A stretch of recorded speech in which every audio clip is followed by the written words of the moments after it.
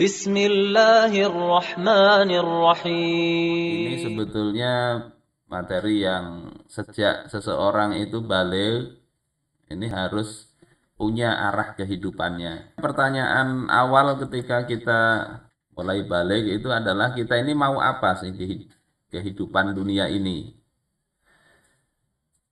Nah, kita ingat Allah Subhanahu wa taala mengatakan di dalam surah Asy-Syura, "Man kana yuridu harsal akhirah."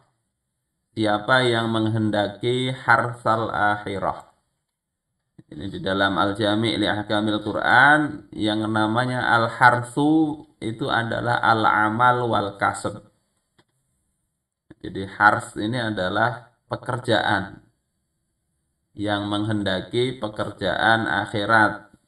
Disebut pekerjaan sebetulnya yang dimaksud adalah hasilnya. Ya, karena seorang ketika bicara mencari kerja, sebetulnya yang dicari kan bukan kerjanya. Kalau kerjaan sih banyak, tapi yang dicari itu apanya? Hasilnya. Jadi sebetulnya orang itu nggak perlu kerja, tapi perlunya itu dikasih harta, kasih gaji. Ini disebut kerja itu padahal yang diinginkan adalah hasil, ya, hasil dari kerja itu. Siapa yang menginginkan perbendaharaan akhirat? Nah, kita terjemahin begitu. Nazid lahu fi harsihi, maka akan kami tambahkan apa yang dia kerjakan itu hasilnya. Wa man kana yuridu harsad dunya, dan barang siapa yang menghendaki pekerjaan dunia, yakni hasil pekerjaan dunia, nu'tihi minha, maka kami berikan minha dari apa yang dia kehendaki itu. Wa ma lahu fil akhirati min nasib, dan dia tidak akan mendapatkan di hari akhirat satu bahagian pun dari hasil pekerjaannya itu nanti di akhirat. Saudara-saudaraku sekalian rahimakumullah, ayat ini sangat-sangat perlu kita perhatikan. Ketika orang berorientasi motivasi hidupnya itu adalah untuk negeri akhirat, Allah akan tetapkan juga baginya apa yang dia niatkan di akhirat itu dan juga ditambahi. Pernah mendengar nama Harith pakai sa? Itu maknanya man talaba bima rozaqnahu harsan li akhirati. Siapa yang dia mencari dengan apa-apa yang telah kami rizkikan kepadanya. Jadi di dunia ini kita diberi rizki. Rizki itu kita gunakan untuk apa? Ya, kalau digunakan dia untuk mencari perniagaan untuk akhirat dia, fa'adda huquqallahi, kemudian rizki itu dia gunakan, dia tunaikan hak-haknya Allah, ya, misalnya zakat. Wa anfaqa fi i'zaziddin, dia infakkan harta itu untuk menguatkan agama. Fa innama nu'tihi thawaba dzalik lil wahidi asyron, maka akan kami berikan pahala dari apa yang dia lakukan itu. Untuk satu itu dibalas dengan 10 ila sab'i mi'ah fa'aksar, sampai 700 lebih. Jadi ini makna ayat ini begitu, ya. Allah kasih kita sesuatu, kita ini gunakan untuk apa? Kemudian kata Imam Al-Qurtubi, wa man kana yuridu harsad dunya, siapa yang menginginkan perniagaan di dunia, ay talaba bil malil ladzi atahu Allah ri'asatad dunya, yakni seorang itu mencari dengan harta yang telah Allah berikan, mencari apa? Kepemimpinan di dunia.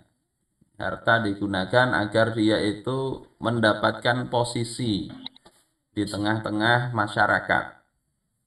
Wa tawassula ilal mahdzurat. Harta itu digunakan untuk mengantarkan dia sampai kepada yang diharamkan Allah Ta'ala. Orang Kalau nggak punya uang nggak bisa nyabu, nggak punya uang nggak bisa berzina dan sebagainya. Jadi harta itu dia gunakan untuk yang haram-haram itu. Fa inna la nahrimuhur rizqa aslan. Maka kami itu tidak mencegah rizki itu dari dia. Pada dasarnya begitu. Orang non muslim, orang yang ingkar, tidak kemudian Allah tahan rizkinya. Walakin la hadza lahu fil akhirati mimmalihi. Tetapi tidak ada bagian bagi dia, nggak ada bagian bagi dia di akhirat nanti dari harta itu. Jadi hidup kita ini pemberian Allah, harta pemberian Allah, maka ayat ini membuat kita harusnya tersadar bahwasanya semua itu hendaknya kita orientasikan, kita dedikasikan untuk kebahagiaan akhirat kita. Itu yang harusnya mendominasi kita. Waqila nazid lahu fi harsi, dan dikatakan dalam ahli tafsir yang lain, nazid lahu fi harsi, kami tambahi baginya harsinya, yakni perniagaannya, hasil kerjanya itu, maknanya adalah nuwaffiquhu lil ibadah. Kami berikan dia hidayatut taufik untuk beribadah. Jadi kenapa ada orang yang mudah beribadah? Karena sejak awal itu di dalam pikirannya dia sudah menginginkan akhirat. Wa nusahhiluha alaih, dan kami berikan kemudahan. Kami jadikan itu mudah atas dia. Kuncinya apa? Di dalam pikiran, motivasi hidup. Kalau orang kada hendak biar nyaman, ini kada mau juga melakukan. Tapi kalau orang itu memang punya semangat untuk mencari kebahagiaan negeri akhirat, Allah jadikan itu mudah walaupun orang memandang itu sebagai satu hal yang sulit. Di MTR ada orang-orang yang meninggalkan posisi sebagai pimpinan wilayah dan sebagainya. Bagi orang itu sesuatu yang sulit, itu jabatan yang dikejar-kejar. Tetapi ada orang-orang yang Allah mudahkan meninggalkan itu semua, meninggalkan riba. Karena apa? Karena ada ini, Allah jadikan mudah tadi. Allah berikan taufik dan Allah jadikan itu mudah karena adanya keinginan untuk mencari kebahagiaan di akhirat. Waqilah harsul akhirah at-ta'ah, dan dikatakan perniagaan akhirat itu adalah taat. Jadi ingin taat, ya, ingin mentaati Allah, maka sudah diberikan pahala. Kemudian nazid lahu fi harsihi, maknanya adalah nu'tihi dunya ma'al akhirah.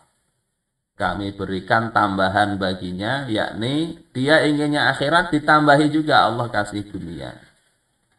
Saudara-saudaraku sekalian yang dimuliakan Allah Subhanahu wa taala, di dalam ayat yang lain Allah tegaskan, wabtaghi fima ataqallahu daral akhirah. Carilah pada apa yang telah Allah anugerahkan kepada engkau. Fima ataqallah. Allah sudah memberi kita sesuatu, carilah dengan sesuatu pemberian Allah itu ad-darul akhirah, yakni negeri akhirat. Yang disebut negeri akhirat maksudnya adalah kebahagiaannya. Kalau negeri akhirat itu mencari kah enggak kah, nanti semuanya akan pergi ke sana. Orang yang enggak ingin pun akan dapat di negeri akhirat. Tapi disebut negeri akhirat dalam balaghah yang dimaksud adalah cari kebahagiaan di sana. Wala tansa nasibaka minad dunya. Jangan engkau lupakan bagian engkau di dunia. Jadi dunia ini cuma jangan dilupakan aja, tapi cari dalam apa yang Allah berikan itu kebahagiaan akhirat. Maknanya apa?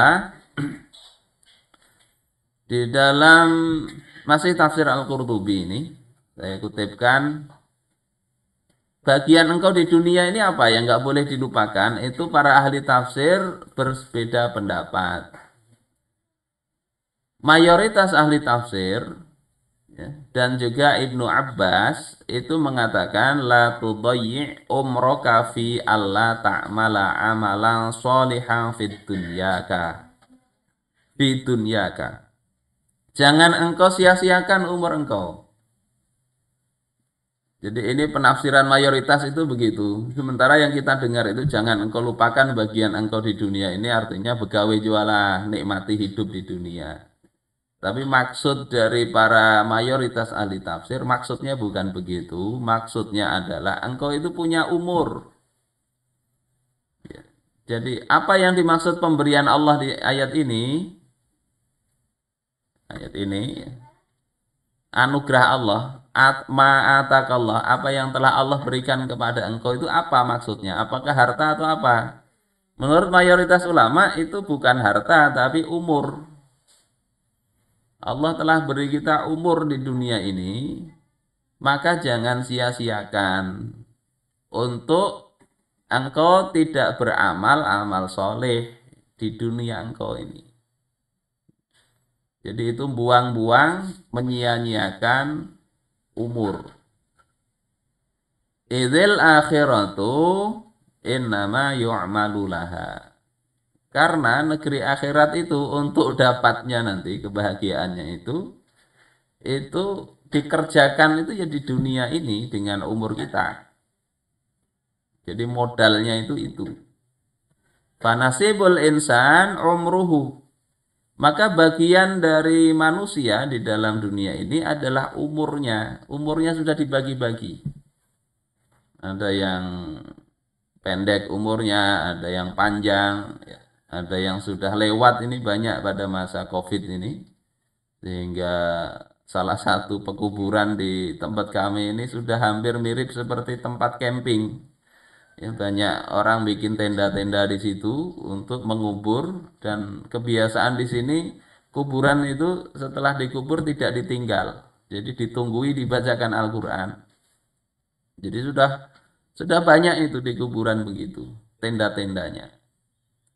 Bagian manusia di dunia yang nggak boleh dilupakan adalah umurnya dan amal soleh dia di dunia ini. Jadi ini mayoritas ahli tafsir. Sementara di dalam ahli tafsir yang lain seperti Al-Hasan dan Qatadah, itu seperti yang difahami banyak masyarakat, yakni jangan engkau lupakan bagian engkau di dunia engkau. Itu maksudnya engkau boleh bersenang-senang, ya, menikmati yang halal, mencari yang halal. Itu boleh begitu. Saudara-saudaraku sekalian yang dimuliakan Allah Subhanahu wa taala, kenapa orientasi ini penting? Sekali lagi ini sangat penting, bukan sekedar untuk dikaji, tapi diingat-ingat. Kita ini mau apa? Ini kalau kita salah, itu bisa mematikan hati. Kalau hati seseorang mati, dia nggak sadar lagi. Melakukan yang haram, rasa nyaman-nyaman aja. Melakukan yang salah, nggak merasa. Bahkan diingatkan marah. Ini mati hatinya. Berkata Ibnu Mubarak, ya, dari Malik bin Dinar, aku bertanya kepada Al-Hasan Al-Basri, apa siksaan orang alim itu? Jadi orang alim itu bisa dapat ukubat, dapat siksaan, sanksi.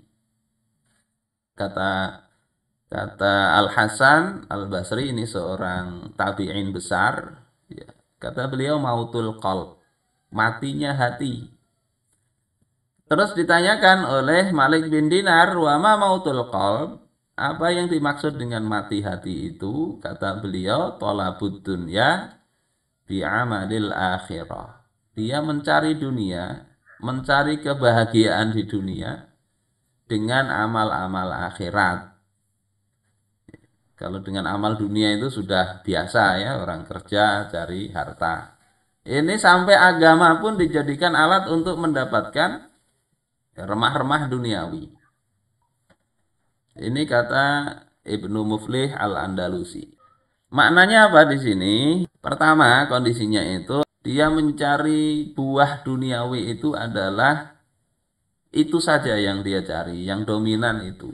Dia puasa misalnya semata-mata ya untuk kebanggaan.